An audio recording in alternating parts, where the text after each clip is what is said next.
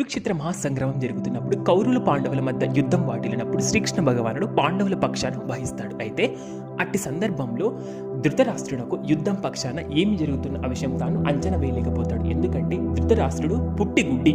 కాకపోతే తనకు యుద్ధం వాటిల్లినప్పుడు ఏమి జరుగుతున్న అన్న అంశాన్ని తెలుసుకోవడానికి వ్యాసుని చేత తన యొక్క ఉపదేశాన్ని వింటాడు. అయితే వ్యాసుడు తన యొక్క కార్యదర్శి అయినటువంటి అనగా ధృతరాష్ట్రుని యొక్క కార్యదర్శి సంజయుని ద్వారా ఈ యొక్క మహాభారత యుద్ధం గురించి వివరించేటప్పుడు అందులో ఈ యొక్క భగవద్గీతను ఉపదేశిస్తాడు. కాకపోతే ఇందులో తెలుసుకోవాల్సింది ఏంటంటే భగవద్గీత ఇప్పటి వరకే కాకుండా ఇది ముందుకే తన యొక్క శ్రీకృష్ణ భగవానుడు సూర్యునికి ఉపదేశిస్తాడు. కాకపోతే సూర్యుడి నుంచి మనువు నుంచి ఇక్ష్వాకునకు ఇది సంభవిస్తుంది. కాకపోతే కాలానుసారంగా దీన్ని అందరూ మర్చిపోతారు.